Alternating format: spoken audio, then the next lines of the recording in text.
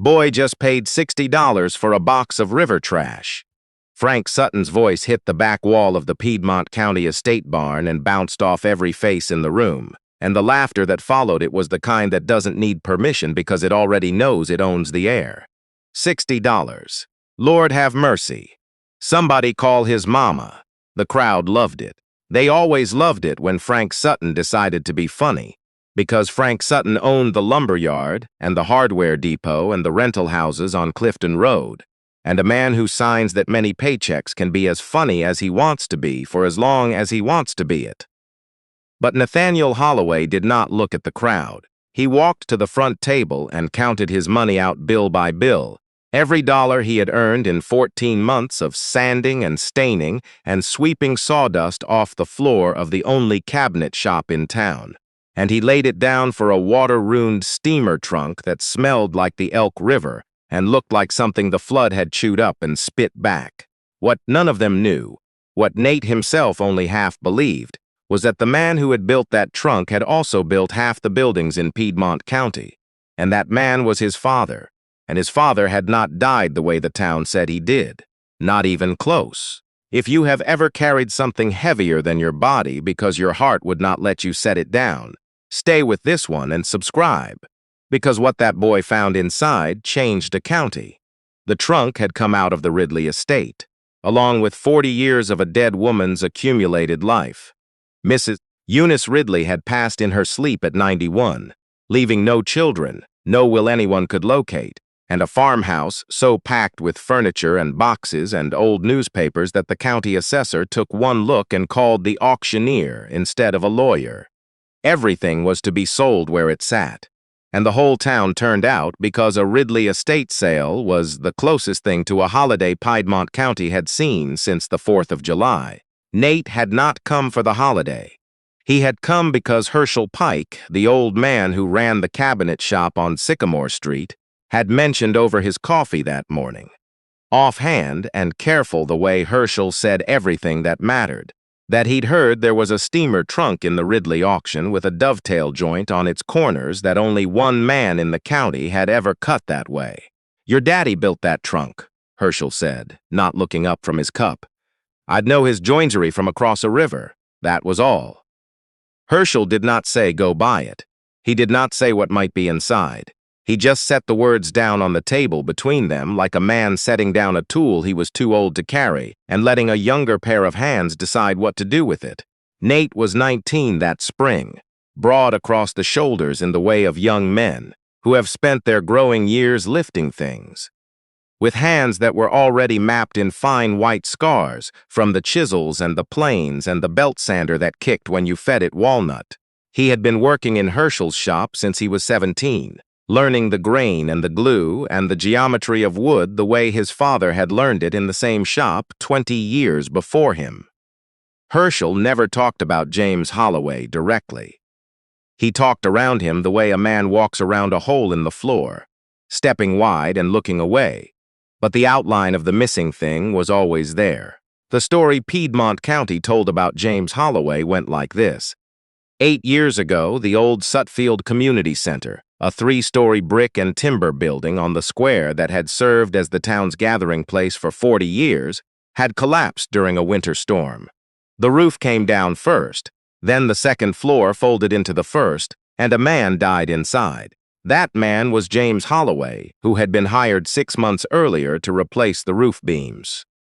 The story the town preferred was that James had done the work cheap and wrong, that he had used green lumber where seasoned was called for and skipped the cross bracing to save time, and that the building had come down because a black carpenter had cut corners on a job he was not qualified to hold. The insurance company's report said as much. The county commissioners said as much. Frank Sutton, who had sat on the building committee that hired James in the first place, said as much loudest of all, and in a town where Frank Sutton's voice was the one that carried, that was the end of the conversation. Nate had been 11. He remembered the call. He remembered his mother sitting on the kitchen floor with the phone still in her hand. He remembered the funeral, which was small because half the town had already decided his father was the man who killed the building, And grief is a thing people will only share with you if they believe you deserve it. His mother had moved them to her sister's house in Piedmont proper after that, and she had worked 2 jobs until her back gave out, and she had never once, not once in 8 years, said a word against the town's version of the story. But she had also never said it was true. And Nate had noticed that silence the way a boy notices everything his mother will not say, because the unsaid things are the loudest ones in a quiet house. He had $60. It was everything in the coffee can under his bed. 14 months of Herschel paying him what the shop could afford, which was not much, set aside dollar by dollar against a future he could not yet see the shape of. He brought all of it to the Ridley sale. The trunk came up midway through the auction, after the dining set and the quilts and a mantel clock that went for more than it was worth because 2 women wanted it for reasons that had nothing to do with the clock. The auctioneer's men hauled it out front, and the crowd took a good look, and what they saw did not inspire confidence. The Elk River had flooded the Ridley basement twice in the last decade, and the trunk bore both floods on its skin. The wood had warped and swelled and dried and warped again. The leather straps had gone stiff and white with mold. One hinge had rusted through entirely, and the lid sat crooked on its frame like a hat on a drunk man. The brass plate on the front, which might once have held an engraving, was corroded past reading. "Contents unknown," the auctioneer said, in the same voice a man uses to sell a dog he does not expect to hunt. "Sold as is. Where is? Who'll give me 20? Nobody moved. The trunk was not even good salvage. The water had done what water does to wood, which is everything. Nate raised his hand. The room found him the way a room always finds the wrong person doing the unexpected thing, and the attention settled on him with the weight of every assumption the town had ever carried about his name. 20, from the young man, the auctioneer said. Frank Sutton was leaning against the doorframe with a can of sweet tea in his hand, and he looked at the boy the way he looked at everything, with the comfortable certainty of a man who has never been wrong about a price. Sutton was 60 years old, brick red in the face, with a gut that arrived in a room a full second before the rest of him, and hands that had not done their own lifting in 20 years. He had built his money the way men like him build it, by being the first to buy and the last to let go, and by understanding that in a small town the man who owns the lumber owns the conversation. He did not want the trunk. But he saw whose son was bidding, and the opportunity was too sweet to leave on the table. 25, Sutton called, loud enough for the room to know it was theater. The crowd stirred. They understood the game. They had seen Sutton play it before, at the livestock auction, at the tax sale, anywhere a man with less money could be made to spend more of it for the entertainment of a man with plenty. 30, Nate said. 35, Sutton said, grinning now. It went on. It went on the way these things go on in a small town where power has a face and a name and a white Lincoln parked out front with the engine still ticking. 40, 45, 50. At each number, the laughter built, because the crowd could do the arithmetic that Nate could not hide. The arithmetic of a boy whose shoes were wearing through bidding against a man who could have bought the entire auction and used it for kindling. 55. Sutton raised his eyebrows as though impressed. He turned to the man beside him. Kid's got fight. I'll give him that. Must run in the family. His daddy fought that roof beam, too, didn't he? The laughter was the ugly kind. 60, Nate said. His voice did not break, though everything under it wanted to. 60 was the bottom of the can. 60 was 14 months standing in a sentence with no period at the end of it. Sutton looked at him for a long moment with the grin still fixed in place, and then he waved his hand. A slow, generous, kingly wave, the wave of a man releasing a fish too small to mount. All yours, son. Enjoy your river trash. The auctioneer brought the hammer down fast, as though embarrassed by the whole business, and Nate walked to the table and paid. He did not count the bills where anyone could see his hands, because his hands were not steady, and there are things a 19-year-old will die before showing a room full of people who are waiting for him to show exactly that. He had borrowed Herschel's hand truck, the one with the bad wheel that pulled left, and he loaded the trunk onto it alone. It was heavier than it looked, water weight, trapped in the grain, the way grief is trapped in the grain of a family that has been carrying it too long. Two men offered to help. One of them meant it. Nate thanked them both the same way and took the handles and started walking. The Ridley farm was 2 miles from Herschel's shop, and the hand truck with its bad wheel turned that 2 miles into something longer. The afternoon heat pressed down on the county road like a hand on a chest, and the sweat ran into his eyes and stung, and every 50 yards he stopped to shift his grip and breathe and look at the trunk that was worth every dollar he had, and possibly nothing at all. He was a mile out when the pickup pulled alongside him. He knew the truck. Everybody knew the truck. It belonged to Sutton's nephew, a thick-necked 22-year-old named Clay Hatchett, who managed the lumberyard and carried his uncle's opinions the way a smaller dog carries a bigger dog's bark. Clay leaned out the window, driving at a walking pace, letting the diesel idle rough. "Holloway, what you gonna do with that thing? Build a coffin? Your old man could have used one that held together." The two men in the cab with him laughed. One of them threw a crumpled beer can that bounced off the trunk lid and rolled into the ditch. Nate kept walking. He had learned the trick of it from his mother, the trick of not giving a reaction to a person who is only there to collect one.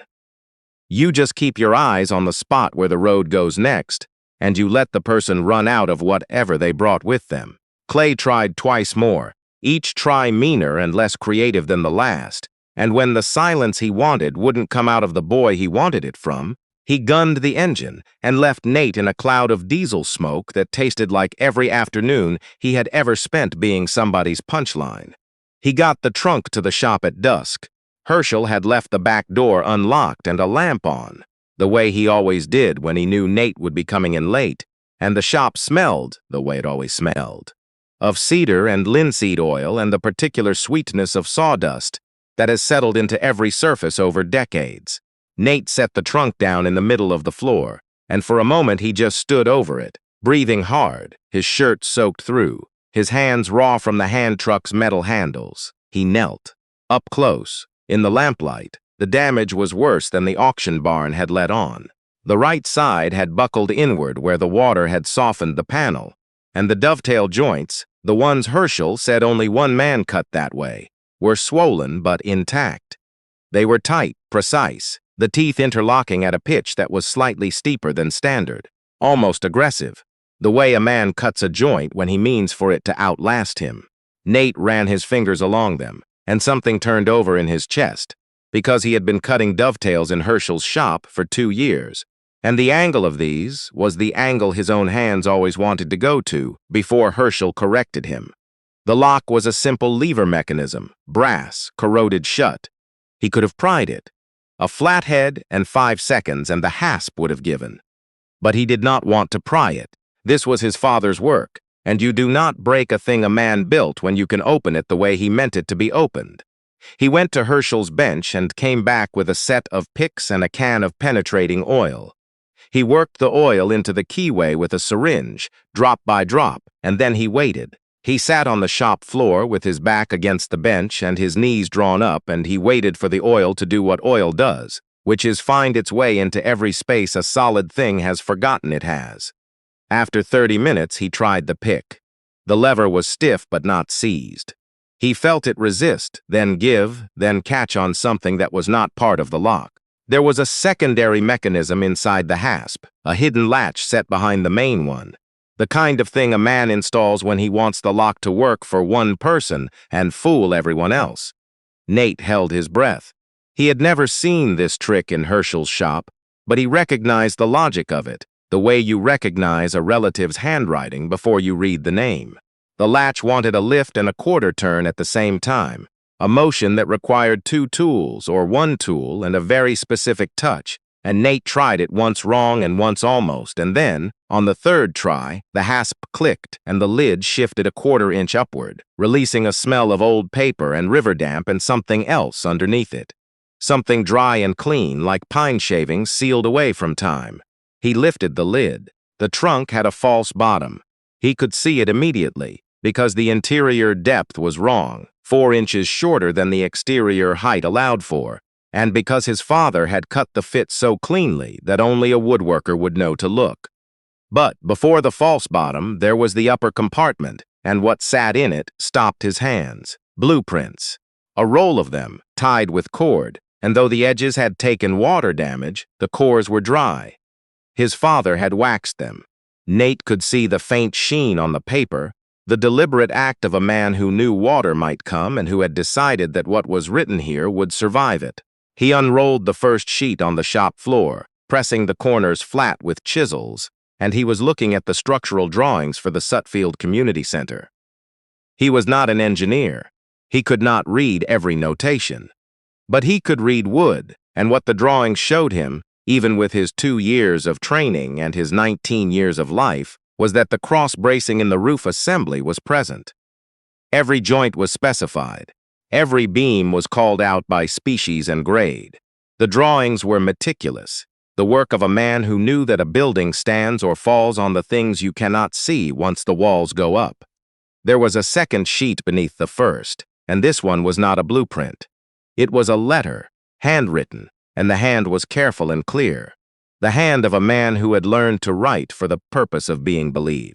It was addressed to the Piedmont County Building Inspector's office, and it was dated 11 days before the collapse.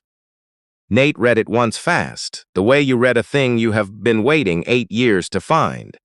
Then he read it again slow, and the second reading did to the story of his life what a match does to a fuse. James Holloway had written to the building inspector to report that the lumber delivered to the Suttfield Community Center job was not the lumber he had specified. He had ordered kiln-dried white oak for the roof beams. What had arrived, what the supplier had sent and the building committee had approved, was green-red oak, cheaper by half and prone to warping under load. He had refused to install it. He had documented the substitution. He had named the supplier, which was Sutton's lumberyard, and he had named the committee member who had signed off on the switch, which was Frank Sutton. And he had written that he would not put his name on a roof he knew would fail. The letter had never been filed. There was no record of it in the county's building files, because Nate would learn later that the inspection office had been run at that time by Sutton's brother-in-law. And a letter accusing Piedmont County's most generous employer of supplying dangerous materials to a public building was not a letter that was going to survive the walk from the mailbox to the filing cabinet. But James Holloway had kept his copy. He had kept it the way a careful man keeps the thing that might save him, or damn the men who wronged him, sealed in wax and locked in a trunk with a hidden latch, stored in the one place in town that was not under Frank Sutton's thumb, the basement of a 90-year-old woman who owed nothing to anyone, and whose house would outlast them all. Nate sat on the floor of the cabinet shop with the letter in his hands, and the 8 years since the funeral collapsed into the space between one breath and the next. His father had not cut corners. His father had been the one man on the job willing to say the lumber was wrong. And he had been inside the building the night it came down not because he was finishing shoddy work, but because, as a note pinned to the blueprint made clear, he had gone back to pull his original drawings from the site office before the committee could dispose of them. He had gone back for the proof, the same proof Nate was holding now, and the building had come down on him while he was inside, trying to save the truth about it. Nate set the letter down. He put both hands flat on the floor of Herschel's shop, and he bent his head, and he let the sound come out of him that had been locked in the same place the letter had been locked. Behind a mechanism nobody else knew how to reach. He wept the way a man weeps when the thing he feared most was not that the world was right about his father, but that he would never be able to prove it was wrong. He did not know how long he stayed like that. When he lifted his head, the lamp had burned lower and the shop was very quiet, and he remembered the false bottom. He pried it up with a chisel, gently, along the seam his father had cut. Beneath it, wrapped in oilcloth, was a set of hand tools, a block plane, a marking gauge, a pair of dovetail chisels with rosewood handles worn to the shape of fingers that were not Nate's but that his own fingers fit into as though they had been carved for him. And on the brass sole plate of the block plane, stamped into the metal with a letter punch, 2 initials. J.H. James Holloway had sealed his best tools inside his own work, not by accident. A man does not build a false bottom and wax his blueprints and set a hidden latch unless he is preparing for the possibility that he will not be the one to open it. He had known, Nate understood now, kneeling in the sawdust with his father's plane in his hands. James had known that the men he had reported were dangerous, and he had known that the truth might need to outlast him, and so he had built it a house. He had built it the best house he knew how to build, out of wood and wax and a lock that only a woodworker's hands could open, and he had trusted that someday the right hands would come for it. The right hands had taken 8 years and $60, and the whole town laughing. But they had come. Nate did not sleep. He laid the blueprints and the letter and the tools out on Herschel's workbench, and he sat with them until the dark outside the shop windows began to pale. When the first light came through, he heard the back door open, and Herschel came in with 2 cups of coffee, and he set one down without a word and stood at the bench and looked at what the boy had found. Herschel was quiet for a long time. He picked up the block plane and turned it over in his hands and ran his thumb across the initials, and his face did something that Nate had never seen it do in 2 years of working beside him. It came apart. The old man's jaw worked, and he set the plane down carefully, the way you set down a thing you are afraid of dropping, and he turned away toward the window. "I knew," Herschel said. His voice was the voice of a man pulling nails out of wood he wishes he had never nailed shut. "James showed me the letter before he sent it. I told him to send it. I told him the county would do right." He was quiet again. They didn't do right. And when the building came down and they said it was his work that failed, I knew it wasn't true, and I did not speak, because Sutton bought his lumber from every shop in this county, and a man who crosses Frank Sutton does not sell another board in Piedmont. He turned back to Nate. "I took you on because I owed your father a debt I couldn't name out loud, and I have been a coward about it for 8 years. And I am telling you that now because you deserve to hear it from me before you hear it from anyone else." Nate looked at the old man, and he could have been angry. He had the right. But anger was a thing he had spent 8 years learning to set down, the way a woodworker learns to set down a tool that is not right for the cut, and what he picked up instead was the letter and the blueprints, and he rolled them carefully and put them in the oilcloth with his father's tools. "I'm going to the courthouse," Nate said. "I know," Herschel said. "I'm coming with you." They walked up Sycamore Street together in the early morning, the old white man and the young black man, and the town was just opening its eyes. And a few people on their porches watched them pass with the curiosity that a small town gives to anything that looks like it has a destination. The courthouse in Piedmont County sat on the square, a limestone building with a copper dome gone green.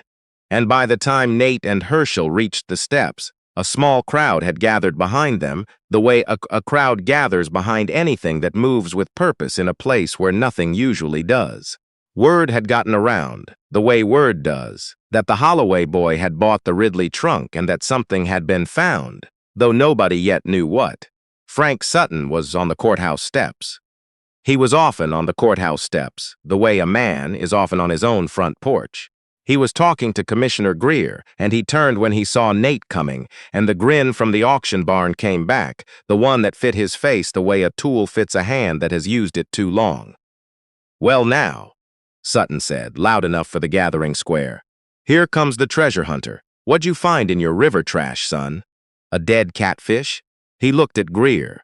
"Boy spent $60 on a box of flood damage yesterday. I tried to save him from himself." The square laughed, but it was a thin laugh, because something in the way the boy walked and the way old Herschel walked beside him had taken the ease out of it. Nate went up the steps. He did not stop until he was level with the commissioner, and then he knelt on the limestone and unrolled the oilcloth and laid out his father's drawings and his father's letter and his father's tools on the wide stone rail where the sun hit them and the square could see. He did not speak right away. He let the paper speak. He let the careful hand and the precise lines and the waxed edges that had survived 2 floods say what they had been locked away to say. And he watched the men in front of him read it. And he watched the color go out of Frank Sutton's face the way color goes out of wood when you strip the finish off and find the rot underneath. My father wrote this letter to the building inspector 11 days before the Suttfield Center collapsed, Nate said. His voice was steady. It carried the way a voice carries when it has nothing in it but the truth. He reported that the lumber delivered to that job was green red oak, not the kiln-dried white oak he specified. He named the supplier. He named the man who approved the substitution. He looked at Sutton. Both of those names are the same name. The square had gone quiet. The town has said for 8 years that my father built a roof that failed. He didn't. He refused to build it. He wrote it down. He sealed it where it couldn't be buried. And he went back into that building the night it came down to pull his drawings before they could disappear, the same way his letter disappeared from the inspection office. He set his hand on the block plane with the initials stamped into the brass. He left his tools inside. A man doesn't seal his best tools in a box unless he knows he might not come back to collect them. He knew what he was walking into. And he went anyway, because the proof mattered more than the risk. And he was the kind of man who would not let a lie stand if he could help it. Herschel stepped forward. The old man had not spoken on the walk over, and his voice when it came was rough-edged and not loud, but the square was so quiet it did not need to be loud. James Holloway worked beside me for 6 years, Herschel said.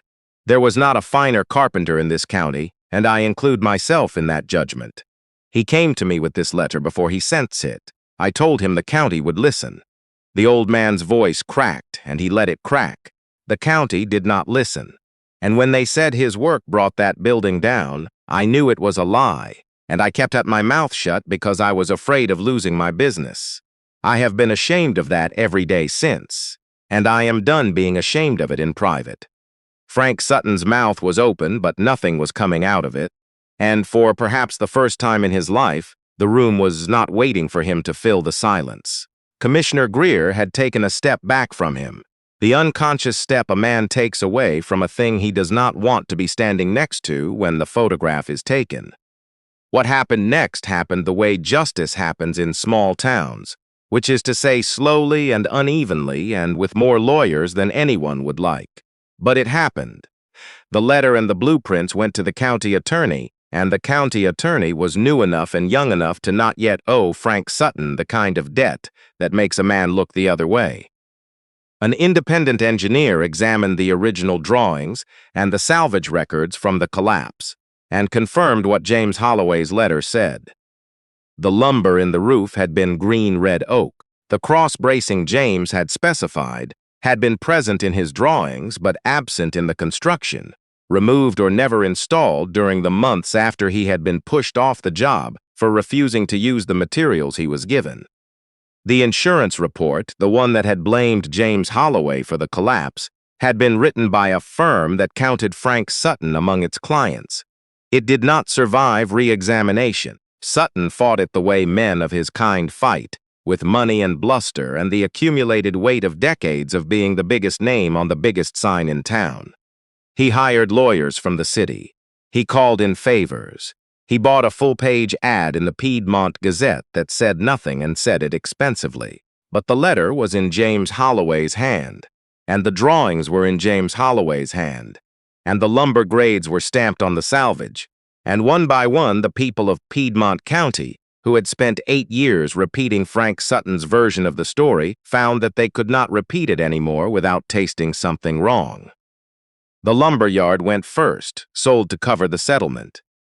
The hardware depot went next. The rental houses on Clifton Road, the ones Sutton had bought with the insurance money that had flowed to him after the collapse, were returned to a trust that the court established for the community center's rebuilding. By the end of it, Frank Sutton had a name that nobody in the county would say out loud without looking over their shoulder first, and he left the way such men leave, in a loaded car, before sunrise, with no one on the sidewalk to watch him go. Nate was not there to see him leave, and he would not have watched if he had been. He was in the shop. He had been in the shop every morning since the courthouse, because the thing his father had given him was not money or revenge or even vindication, though all of those had come. The thing his father had given him was the knowledge of what a man's hands are for, which is not to build a fortune or to hold a grudge, but to build a thing so well that the truth can live inside it. The Suttfield Community Center was rebuilt. It took 2 years and the full resources of the trust, and when it opened, the town did not put a plaque on the wall. They put a window, a tall, clear window on the south side of the main hall, framed in white oak and set into the sill where the sun hit it every morning, was a brass plate that read, "James Holloway, Master Carpenter." He built what held. Nate went back to the cabinet shop. He worked beside Herschel until Herschel could not work anymore, and then he worked the shop alone, the only cabinet maker in Piedmont County with hands that moved at the same dovetail pitch his father's had, slightly steep, almost aggressive, the angle of a man who builds things to last longer than the lies told about them. He kept 3 things from the trunk. He kept the letter, folded in his shirt pocket, because a man should remember what his father was willing to die to say. He kept the tools, which he oiled and sharpened and used every day alongside his own, so that the wear on the handles slowly became a blend of 2 grips, father and son, that no one could tell apart. And he kept the trunk itself. It stood in the corner of the shop, its lid open, its false bottom exposed, and sometimes a young person would come in to ask about it, and Nate would show them the hidden latch and the waxed paper, and the dovetails cut at that particular pitch, and he would say, "My father built this so the truth had somewhere to live. If you build a thing well enough, it can hold anything." He did not say it as a lesson. He said it the way a man says a thing he has lived, which is the only way a true thing can be said. Here is what is worth carrying out of this one. When a crowd decides it knows the full story of a person, especially a person who is no longer alive to speak for himself, the crowd is almost never telling the story of that person.